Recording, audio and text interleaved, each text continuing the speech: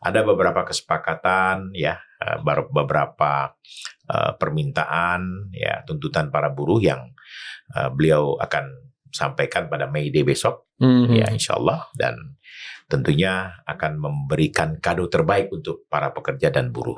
Itu menarik sih. Menarik sih. Ya. Kalau memang 3 hal itu dijadikan sebuah putusan atau regulasi yang sah, saya kira emang udah menunjukkan keberpihakan Pak Prabowo kepada pekerja, kepada buruh. Ya. Tadi ada bahasa media besok gimana, Bang Wamen? Aman. Kita bebaskan mereka berekspresi, menyampaikan aspirasi. Real politik pertama dapat bocoran. Pertama kali bocoran ya. Selain ada dirilis yang akan dirilis malam ini. Malam ini akan dirilis itu berita dari Permen ya.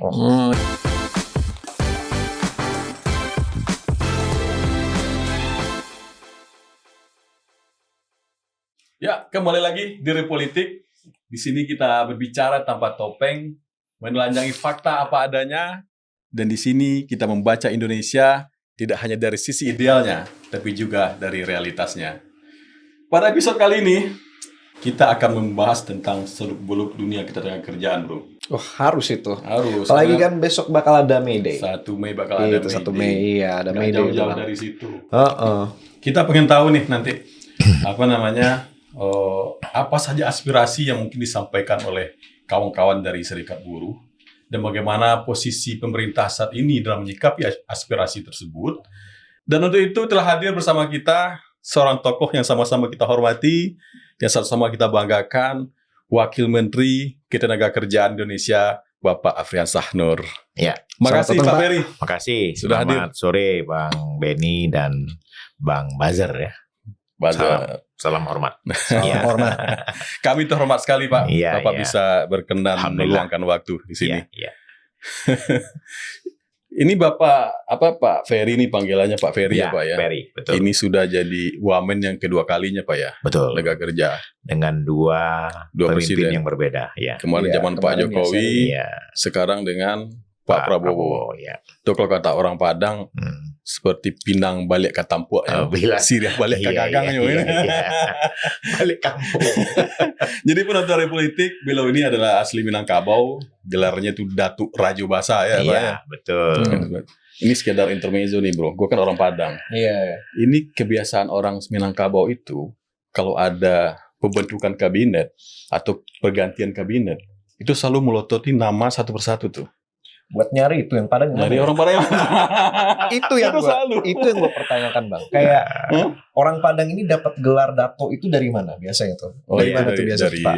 Kalau gelar dato itu ada beberapa kategori gelar. Gelar pusako, sangsako, sama sako. Nah, jadi kalau saya itu gelar pusako dari keturunan, turun-temurun, matrilineal dari ibu. Nah, ibu saya ini kan beliau aslinya Pagaruyung, Tanah Datar. Nah, yang sekarang kita kenal dengan Istana Baso. Istana Baso Pagaruyung. Disitulah dulu mulai lahirnya kerajaan, dan itu kerajaan tertua di Sumatera dan merambah ke Melayu sampai ke negeri Semenanjung, Malaysia. Nah, negeri 9 itu orang kita semua rata-rata orang Minang. Nah, ini Bang Benny juga orang Minang nih. Beliau orang Payakumbuh kalau nggak salah ya. Jadi apa yang disampaikan tadi, lihat daftar ada nggak orang Minang. Nah, yang lucu lagi, ini hebatnya Pak Prabowo. Walaupun di Minang beliau kalah, tapi kabinetnya hampir rata-rata orang Minang. Itu dia. Itulah hebatnya orang Minang tuh. Iya. Di Mabu, di Bijak. Di situ langit dijunjung. Di situ langit dijunjung. Nah, gue pengen tahu dari kenapa kok orang Minang nyari-nyari. Karena memang sejak awal Republik ini berdiri, itu banyak sekali tokoh Minang. Mulai dari Bung Hatta, Agus Salim, Sahrir, Nasir, Hamka. Jadi kebanggaan itu luar biasa. Nah, itu ke bawah sampai sekarang.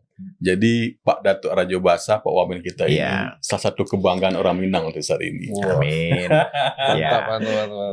Ini romantisme. Tambah lagi Sumatera pas waktu itu memang pernah jadi ini kan. Ibu kota juga di Bukit Tinggi kan. Iya. Tapi mengemban gelar datuk itu berat. Ada pepatah mengatakan anak di pangku kemenakan dibimbing. Jadi anak tuh dipangku, kemenakan dibimbing. Jadi semuanya itu jadi tanggung jawab kita. Tidak hanya anak, kemenakan juga. Keponakan ya.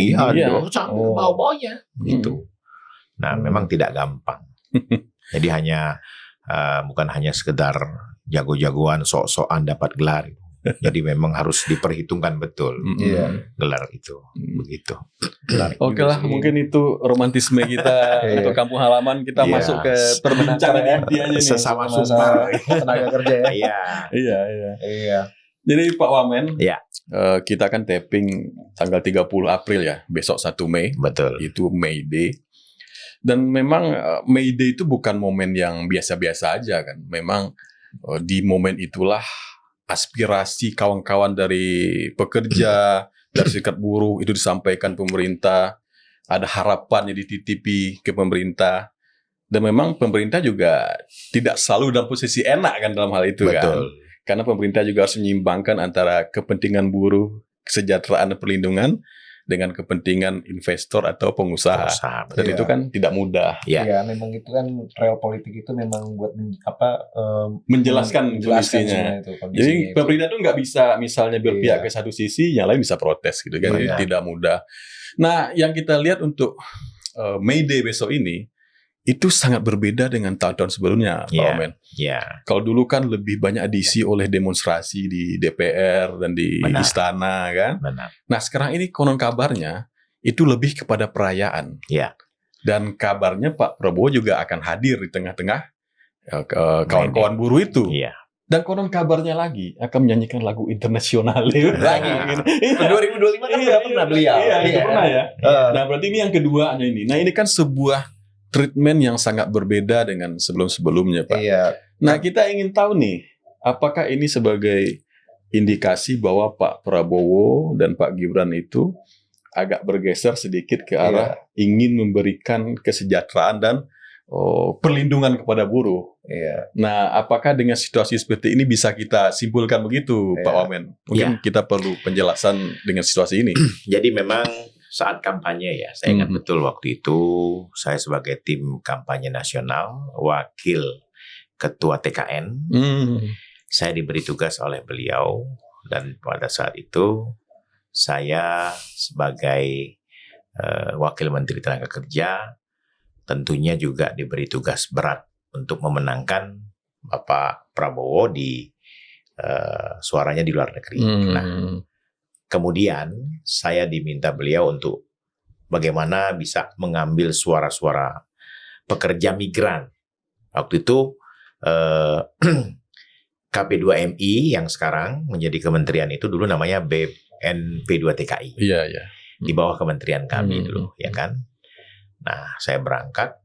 Bagaimana ketika saya sampai di Hong Kong, salah satu pusat pekerja yang ada di Hong Kong. Jadi orang-orang Indonesia yang ada di Hong Kong tuh setiap hari libur Sabtu dan Minggu tuh berkumpul. Nah, berkumpulnya kebetulan di Taman Victoria. Victoria. Jadi hampir lebih kurang 700 sampai 800 orang berkumpul, dan pada saat saya ada di sana, saya menghubungi ajudan waktu itu kalau nggak salah Rajiv, sekarang masih mendampingi Pak Prabowo, dan saya minta supaya Bapak bisa menyapa teman-teman pekerja migran ini, dan beliau menyapa. Begitu tegasnya beliau menyampaikan bahwa beliau tidak menginginkan anak-anak Indonesia atau teman-teman yang bekerja ke luar negeri menjadi budak. Jadi tereksploitasi dengan sangat tidak baik. Nah, itulah yang beliau sampaikan dalam hampir 15 menit video call itu, dan seluruh yang hadir waktu itu sedih, haru ya, dan mereka mengatakan, mendoakan dan mendukung Bapak supaya bisa menang, ya kan, dan harapan-harapan itu alhamdulillah terwujud. Jadi di beberapa negara yang pemilihnya besar itu Pak Prabowo terpilih, artinya menang, dan saya merasa haru waktu itu, dan tentunya sebagai orang yang diberi amanah, saya sampaikan bahwa Bapak insya Allah akan memperhatikan. Nah, terbuktilah dia membuat kementerian namanya KP2MI yang khusus menangani soal pekerja migran Indonesia. Dan KP2MI lepas dari Kementerian Tenaga Kerja gitu. Nah, kemudian saya juga melihat bahwa kepedulian beliau terhadap nasib para pekerja, juga pekerja yang ada di Indonesia, ya kan. Nah, tahun 2025 waktu itu saya belum masuk Bang Benny, Buzzer ya. Saya masih sebagai wakil kepala Badan Penyelenggara Jaminan Produk Halal di sebuah institusi yang diminta beliau juga. Itu saya melihat bahwa perayaan May Day 2025 di awal mula beliau terpilih itu luar biasa. Dan itu pun dilakukan di Monas. Saya lihat video-videonya juga. Dan disitulah Bapak Presiden berkomitmen untuk memperhatikan nasib pekerja dan kaum buruh yang ada di Indonesia.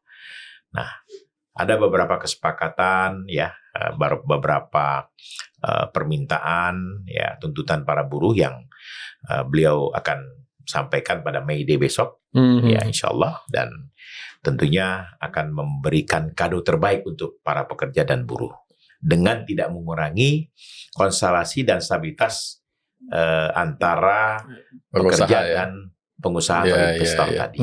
Ya, ini sudah kita kaji dan kita pelajari betul. Nah, mudah-mudahan salah satu yang beliau lakukan adalah terbitnya undang-undang PPRT. PPRT udah disahkan. Iya, udah disahkan. Itu sebagai janji dari 2025 juga itu Pak ya? Itu janji salah dari 2025 ya? Ya, dari sudah 2025 terwujud berarti tahun ini. Ini undang-undang ini 22 tahun. 22 tahun ya? Iya. Dari tahun 2005 tuh ya. Sekitar 2025. 2005, 2006. 2006. Ya kan? 2005, 2006. Mungkin Jadi, bisa dijelaskan Pak, asal usul dari undang-undang PPRT ini apa sih yang kenapa bisa? Jadi gini, undang-undang ini diusulkan oleh aktivis pergerakan perempuan yang peduli terhadap pekerja rumah tangga. Dulu kan kita selalu nyebut pekerja rumah tangga itu untuk membantu rumah tangga. Ini nggak boleh lagi nih. Nggak boleh ya. Benny sama Buzzer ya, tolong disampaikan ke halayak ramai. Sekarang namanya pekerja rumah tangga. Pekerja rumah tangga ya. Nggak boleh disebut pembantu lagi. Pekerja rumah tangga. Walaupun banyak dari ibu-ibu rumah tangga di sana mungkin masih terucap ya pembantu ya. Iya. Untuk ibu-ibu rumah tangga di luar sana yang terus mengucapkan pembantu, sekarang kita harus politically correct. Kita sebutkan sebagai pekerja rumah tangga. PRT, jangan lagi pembantu. Betul. Awas ya, karena pemerintah melanggar undang-undang. Melanggar undang-undang. Iya, karena memang itu permintaan dari teman-teman aktivis perempuan yang bergerak dan menaungi soal perempuan. Nah, kemudian dari permohonan dan permintaan inilah akhirnya jadi ini pentingnya peran pemerintah sebagai pengambil kebijakan yang pro terhadap rakyat. Apa yang diambil? Dan Pak Prabowo sebagai presiden tentunya mempunyai partai di DPR RI dan partainya itu juga dikomandani oleh salah satu pimpinan DPR, Pak Sufmi Dasko. Ya, Pak Dasko ya. Jadi beliaulah yang mengawal sehingga 8 fraksi itu clear. Ya, tidak lama-lama karena memang draft ini sudah lama. Tapi eksekusinya yang terlambat. Eksekusinya itu ya. Zamannya Jokowi sebelumnya sudah ada. Sudah ada juga. Cuman keberanian untuk mengambil keputusan ini harus diambil keputusan politiknya. Iya. Pak Dasko lah jenderal lapangan itu ya. Ya, Dia pasti komandan. langsung megang, Panggilnya emang komandan ya. pasti megang kendali langsung ke pas itu 22 tahun itu barang terjadi itu kan. Iya. Nggak ragu lagi dah Gak soal itu. ragu lagi. Lagi. tapi mau di highlight aja nih sebelum kita masuk lagi ke penjelasan Iya. Bapak ya.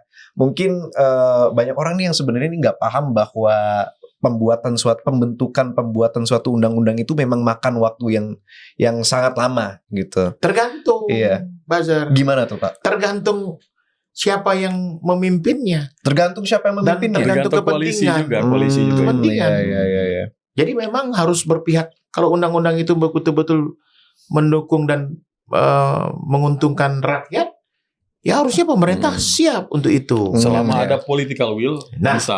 Iya. Itu. Sama ada political will Harus ada kayaknya bisa. keberanian dan Iya, political iya. will yang baik. Dan sekarang memang kelebihan dari Pak Prabowo kan sekarang koalisinya benar-benar kuat, dan Betul. solid. Gitu Iya. kan. Semua, hampir semua fraksi. Hampir semua fraksi Iya. ada. Jadi rasanya memang kalau sudah ada political will akan cepat. Ini udah dibuktikan dengan PPRT ya. Dan Iya. PDIP pun yang belum ada di dalam koalisinya Pak Prabowo, ya mendukung program ya, beliau. nggak abstain ya. Nggak abstain. Luar biasa. Ketok palu Pak. Tok palu dia. Jadi ikut memberikan dukungan. Hmm. Dan sekarang kita lihat juga dari 2025 kemudian 2026 ketika umat Islam mengadakan Lebaran itu THR sudah jelas ya. Tapi pekerja mitra ojol yang tadinya tidak ada kepedulian aplikator. Betul. Kita diminta oleh Presiden mengatur regulasinya agar si aplikator ini memberikan bonus hari raya. Untuk pekerja mitra. Itu baru kali ini, Pak ya? Ya, baru di zaman Pak Prabowo. Jadi baru 2 kali. 2025 dan sekarang 2026. Alhamdulillah minimal mereka mendapatkan bonus itu di angka 850.000. Itu rata-rata ya? Rata-rata. Lumayan lah ya. Iya, hampir 3 juta orang menerima itu. Dan seluruh aplikator sepakat untuk memberikan itu. Jadi itu bentuk perhatian Presiden juga. Iya.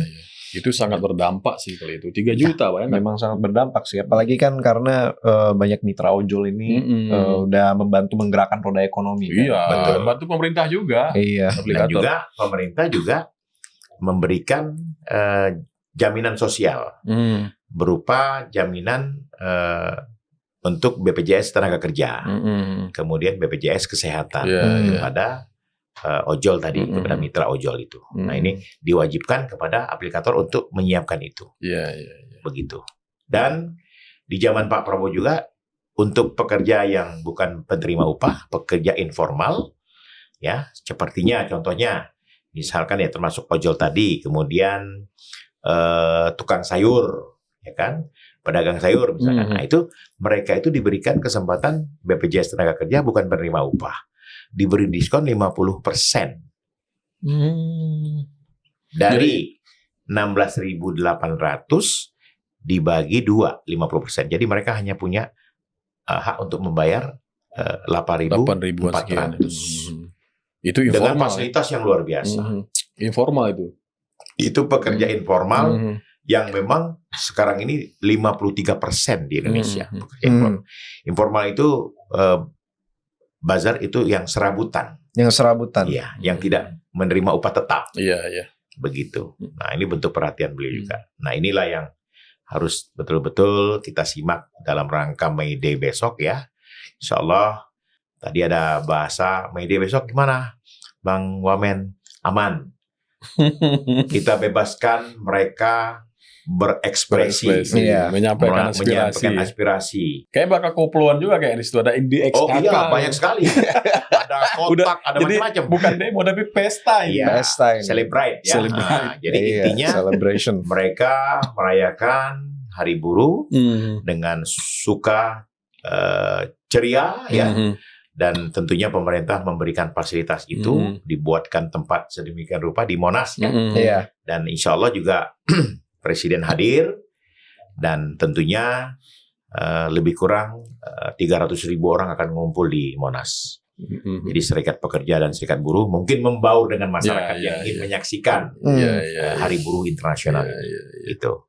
Dan terkait kado itu Pak, boleh nggak kita minta sedikit bocoran? Iya, itu paling menarik sih. Kado yang diberikan dari Pak Presiden dan pemerintah kepada tenaga kerja ini kan, ini adalah sesuatu yang mungkin orang tunggu-tunggu untuk salah mendengar. Satunya lagi soal outsourcing atau alidaya.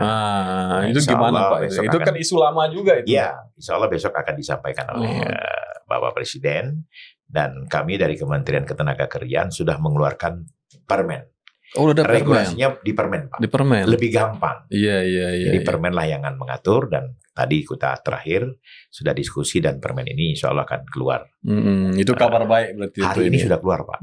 Sudah keluar ya? Sudah keluar hari ini. Gitu. Itu kita beruntung dapat bocoran nih. Iya.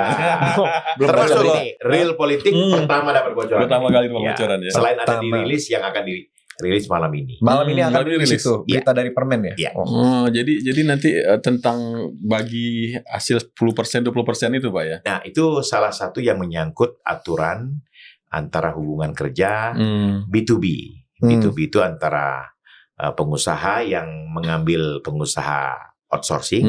Nah, itu terjadi kesepakatan. Oh iya. Nah, jadi aturan-aturan nanti kita lihatlah isi dari permen tersebut begitu. Ya. Baru 2 kado, katanya 3. Satu lagi apa Pak?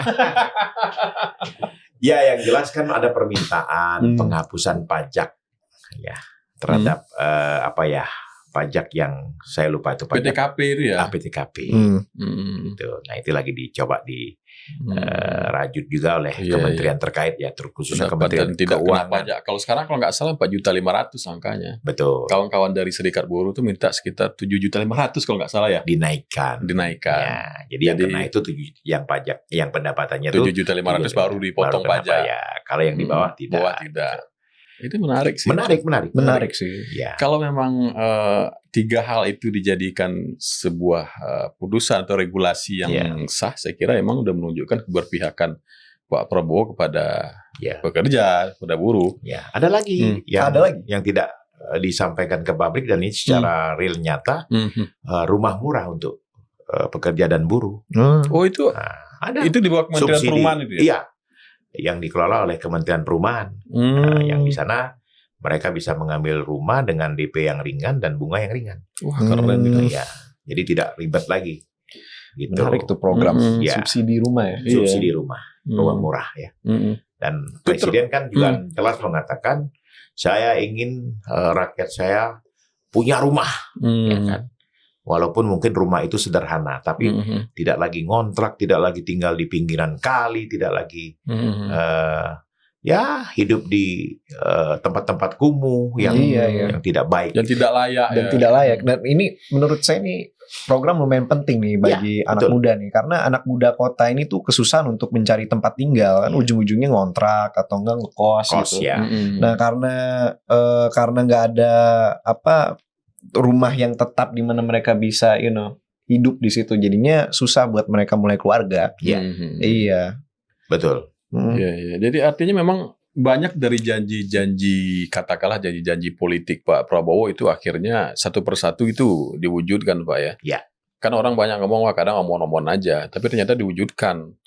Dalam waktu setahun lebih ya, udah beberapa hal tuh yang bisa diwujudkan ya. Ya, memang tidak gampang juga buat Presiden mewujudkan semua keinginan beliau ya.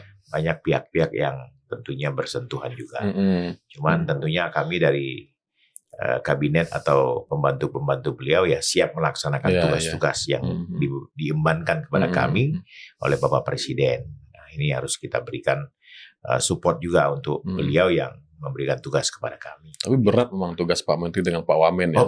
Berat sih. Karena kan di satu sisi kayak seperti yang saya buka tadi, ada juga pengusaha mungkin yang punya aspirasi juga gitu kan. Betul. Sekarang kan ada banyak isu mau PHK massal itu Pak. Dan itu kan cukup membuat publik merasa resah ya. Betul. Kalau emang akan jadi PHK besar-besaran itu kan berdampak pada ekonomi masyarakat, terutama menengah ke bawah itu.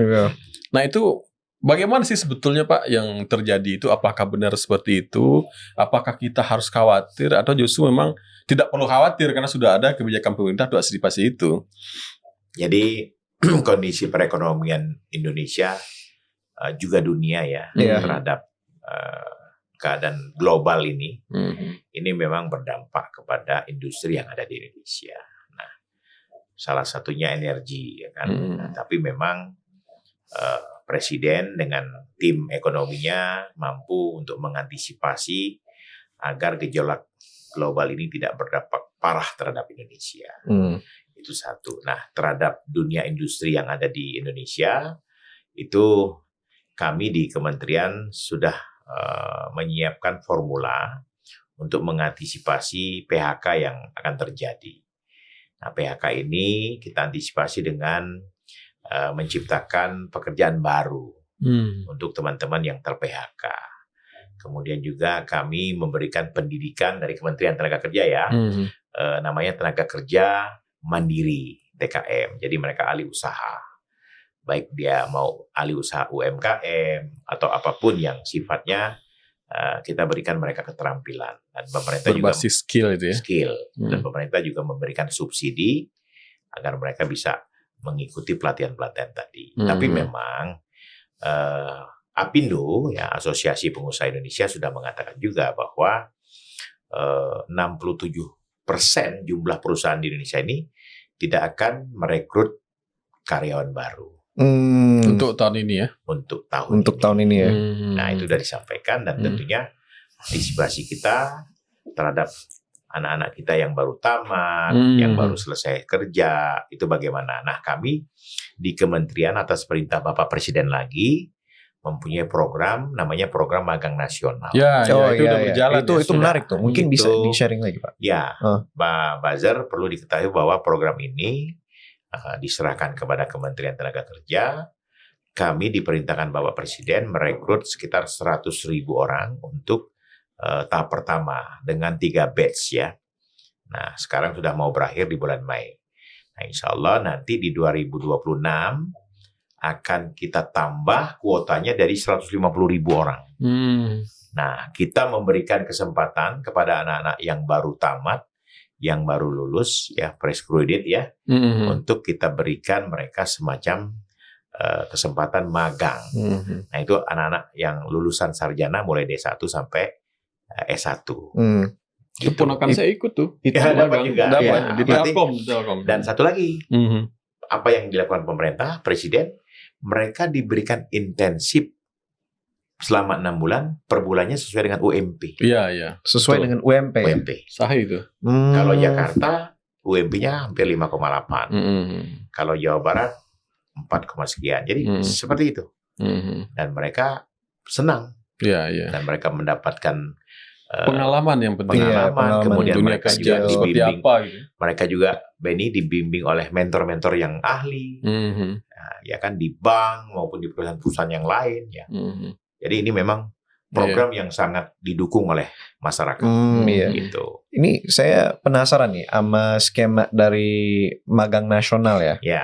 Itu apakah dialokasikan ke hanya sektor publik aja atau ke sektor swasta juga? Sektor swasta juga. Sektor swasta juga. Jadi kayak contohnya kementerian, lembaga, BUMN, BUMD juga sektor swasta. Iya. Sektor swasta dia perusahaan-perusahaan swasta yang menginginkan. Dan itu seleksinya ketat juga. Dan harapan kita dengan 6 bulan tadi mereka mendapatkan pembelajaran soal bekerja magang, mudah-mudahan 80%-nya diterima di perusahaan tempat mereka magang tadi. Harapannya begitu. Oh, jadi sekalian ngebangun pipeline juga ya? Iya. Oh, I see. Gitu. Iya. Dan hampir 70% itu diterima oleh perusahaan yang menerima mereka magang. Karena mereka tahu si A ini kondisinya bagus, si A ini pintar, si A ini punya. Nah, jadi kan ngerti. Gitu. Sudah terbukti lah ya. Terbukti. Nggak hanya lewat wawancara, tapi udah tahu kerjanya kayak apa. Pemerintah sudah berkorban dulu 6 bulan itu, dia diberikan upah ya untuk gaji udah itu. Gaji. Iya, gaji. Setara untuk entry point beberapa anak Gen Z itu sebenarnya. Kalau kita dulu tamat kuliah itu habis lapak sepatu untuk menjalani dari Sudirman Tamrin ini buat ngasih-ngasih lamaran, bawa map coklat kan. Iya. Tapi emang menarik sih program ini karena saya mau bagi sedikit pengalaman juga nih tentang zaman saya ini kan magang kan. Pas saya umur 21 itu saya sempat magang di suatu tempat. Itu saya nggak dapet upah apapun. Jadi mereka itu cuman ngasih kita hadiah kayak oke, kamu udah magang di sini 4 bulan karena tempat kerja kita bagus, kamu boleh taruh di CV kamu terserah mau tulis apa di situ. Sertifikat aja Bang, sertifikat. Cuman mendapat sertifikat. Iya, gaji bro. Jadi itu gajinya, itu upahnya gitu. Upahnya adalah dan jangan lupa, Bazar, kami juga menyiapkan sertifikasi kompetensi untuk mereka yang sudah tamat. Iya. Untuk siap masuk ke dunia kerja itu penting sebetulnya. Dan tadi kan Benny bilang zamannya kita dulu kan jalan kaki. Wah, habis tepat sepatu Pak. Nah, sekarang tidak perlu lagi susah-susah. Kami punya aplikasi namanya Siap Kerja. Yang di sana pemberi kerja atau pencari kerja bisa berinteraksi. Dan perusahaan-perusahaan sekarang wajib melaporkan lowongan pekerjaan. Gitu ya. Dan diatur dalam undang-undang. Gitu. Jadi nggak sulit lagi sekarang, tinggal buka web, aplikasi Siap Kerja dibuka, ya di situ ada Magang Hub, Karir Hub, kemudian Talent Hub ya, yang semuanya ada di aplikasi kami. Kalau dulu kita buka koran dulu, Kompas, cari lowongan. Iya, ditandain. Tandain. Habis itu PO Box semua tuh, PO Box. Misalkan ada 10 lowongan, siapin 10 map, 10 print-printan. Langsung tuh jalan tuh. Jalan kaki. Muter ke satu kota. Semua gedung-gedung Sudirman Tamrin itu didatangi, Bu. Ya Allah. Mana bisa masukin gitu. Betul. Itu bedanya gen X milenial gitu, Bro. Perjuangan, Bu. Lalu kemudian Pak Wamen ada karena mau dibentuk juga ya Satgas PHK ya. Iya. Nah itu fungsinya tadi itu untuk antisipasi itu atau gimana? Jadi Pak, gini, Satgas namanya juga Satgas PHK, Satuan Tugas PHK ya. Kepanjangan PHK itu pemutusan hubungan kerja. Pemutusan hubungan kerja. Nah, Satgas PHK ini bertugas untuk mengantisipasi jangan sampai ada perusahaan yang melakukan PHK, mengantisipasi. Oh iya. Nah, itu gabungan dari ini sifatnya perlindungan. Ya. Di situ ada gabungan dari pemerintah, pengusaha dan aktivis serikat pekerja. Nah, tentunya dengan dibentuknya Satgas PHK ini betul-betul menjadi saringan atau menjadi jembatan kepada perusahaan dan serikat pekerja untuk bagaimana meminimalisir PHK yang terjadi tadi. Begitu. Jadi udah lengkap untuk kesejahteraan, ada PTKP tadi, outsourcing tadi yang mungkin kan keluar malam ini perpresnya. Untuk perlindungan ada Satgas Permen. Permen. Untuk perlindungan ada Satgas PHK itu. Lalu saya juga baca-baca Pak Wamen ada juga yang namanya Dewan Kesejahteraan Buruh Nasional ya. Jadi tadinya memang diusulkan dibentuk Dewan Kesejahteraan Buruh Nasional. Itu gimana Pak ini? Jadi Dewan Kesejahteraan Buruh Nasional ini dilebur di Satgas PHK. Oh, jadi dilebur sana jadi satu. Itu yang saya dapat. Tapi itu bakal dieksekusi oleh Pak Presiden. Dewan Kesejahteraan Buruh Nasional ini sepertinya dipending dulu, tapi digabungkan ke Satgas PHK. Oh, gitu. Nah, teman-teman juga harus paham bahwa memang semua ini kan kebijakan harus duduk bersama. Itu sudah dibicarakan di tingkat tripartit. Tripartit lembaga lembaga yang membidangi 3 kelompok tadi. Ada pemerintah, ada swasta atau pengusaha, ada serikat pekerja. Iya. Ya. Itu itu bagian dari LKS tripartit. Begitu. Jadi dari setidaknya kan kita sudah merangkum 6-8 tuntutan kawan-kawan buruh yang salah satunya itu yang sudah diwujudkan itu PRT tadi ya. Betul. Kemudian tentang ini Pak mendesak pengesahan undang-undang ketenagakerjaan sesuai keputusan MK itu sampai di mana ya? Jadi gini, keputusan MK 168 tahun 2023 itu memang disikapi positif oleh pemerintah dan legislatif. Nah, inisiasi RUU Ketenagakerjaan ini diinisiasi oleh legislatif DPR. Nah, ini sedang digodok oleh DPR. Kemarin saya sempat diskusi juga dengan Prof. Dasko. Insya Allah sebelum Oktober Undang-Undang Ketenagakerjaan ini akan selesai. Insya Allah. Ini cepat sekali juga nih gerakannya ini. Nah, mudah-mudahan kita akan menerima, ya DPR juga menerima masukan dari kelompok masyarakat, dari aktivis serikat buruh, dari aktivis seluruhnya yang berkaitan soal ketenagakerjaan.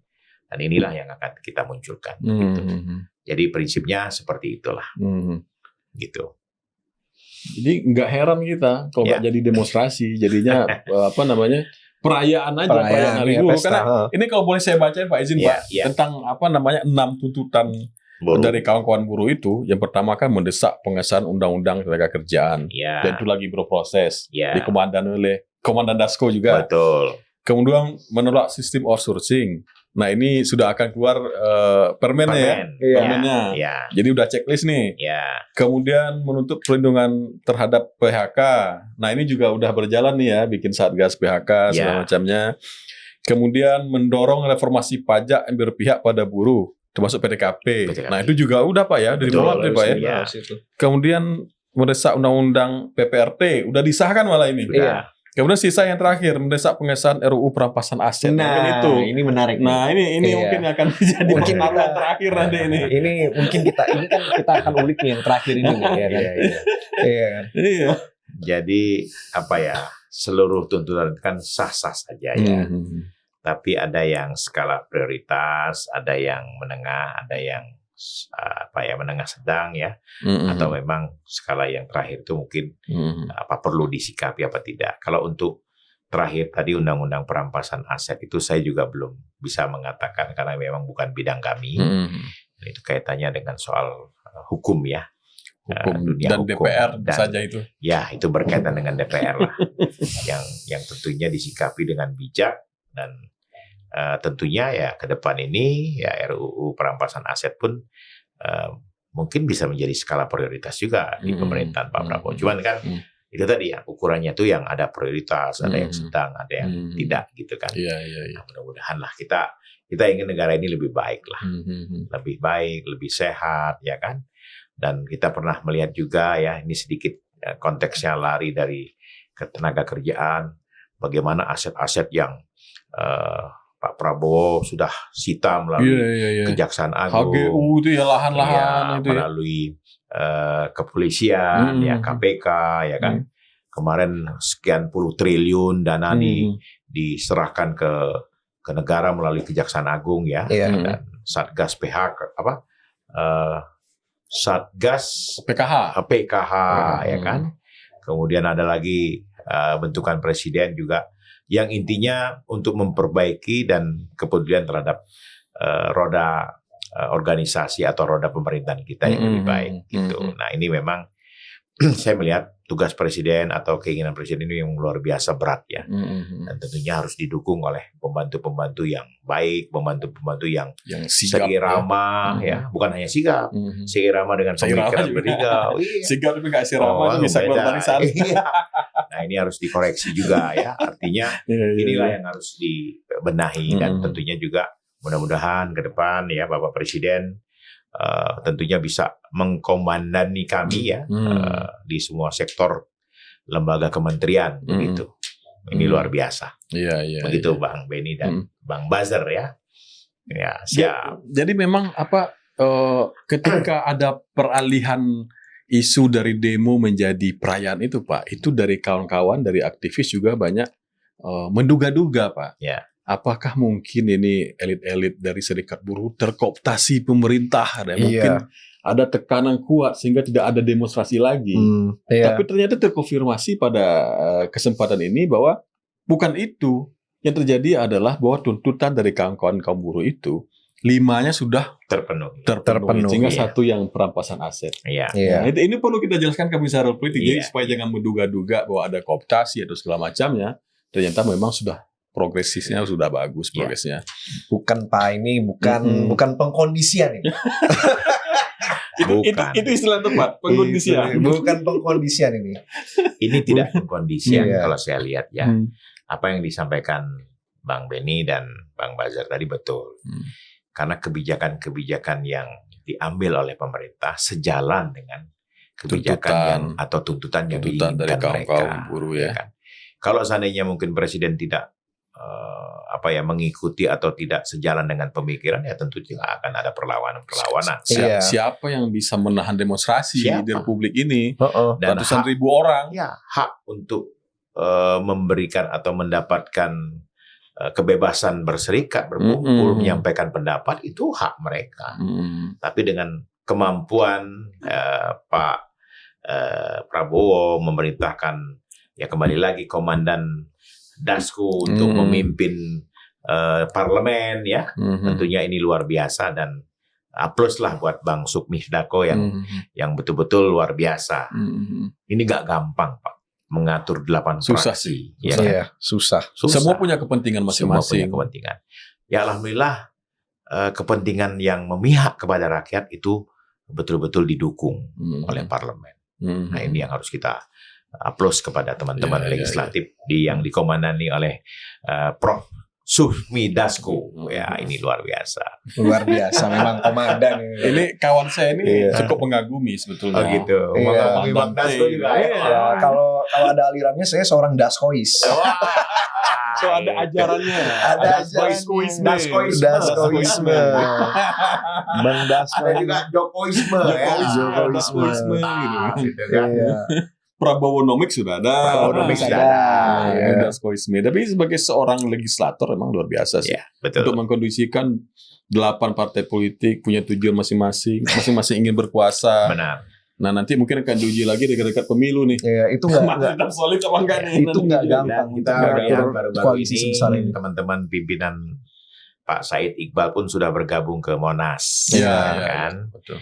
Nah, tentunya dengan bergabung ke Monas, artinya KSPSI pimpinan Pak Said Iqbal sudah melebur dan artinya mengakui bahwa Presiden Prabowo adalah the best untuk serikat pekerja dan buruh. Iya, iyalah udah Gitu. nyanyi internasional. Iya.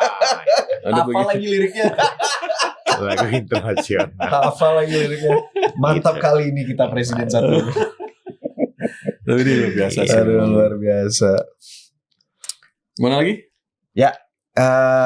Paling sih kita udah mencapai penghujung Iya. episode Real Politik kali ini ya. Iya. Semua pertanyaan sudah Semua terjawab pertanyaan, ini. Keraguan-keraguan sudah terbantahkan. keraguan sudah kita luruskan bahwa memang yang terjadi ini bukan pengkondisian, tapi yang terjadi ini adalah ya buruh ingin berpesta aja. Iya. Karena tuntutan-tuntutan Aspirasinya mereka dan aspirasi dari hampir tahun semua lalu terwujudkan. itu sudah hampir terwujudkan gitu. Jadi ya apalagi ya waktunya kita hura-hura aja kan. Bukan hura-hura, tapi semacam bergembira atas keputusan yang diambil Iya, oleh Bergembira Presiden. atas keputusan yang Mudah-mudahan diambil. semua terpuaskan ya. Iya. Semua terpuas. Mudah-mudahan Insya Allah. terpuaskan. Insya Dan Allah. mudah-mudahan pemerintahan bisa juga menjaga dinamisme antara dua kutub ini, Pak. Betul. Antara kutub pekerja atau Dengan buruh dengan pengusaha atau investor. Jadi pemerintah seperti bagaikan mendayung di antara dua karang ini Iya, kan. betul. Iya. Jangan sampai nanti satu keputusan mengakibatkan merugikan pihak yang lain. Nah, itu tentu Benar. kita berharap. Dan saya yakin bisa lah. Semuanya kompeten semua kan. Iya, Ada Pak Menteri, ada Pak Wamen nanti Insya Allah, akan mengkomandani itu. Kami juga berkolaborasi dengan kementerian lembaga terkait ya. Mhm. Ada Kementerian Hukum, Kementerian Sesnek, ada Kementerian Perindustrian, Perdagangan ya, yang tentunya kait mengait untuk masalah ini. Nah, Iya. termasuk juga kalau PPRT kemarin dengan Kementerian P3A gitu.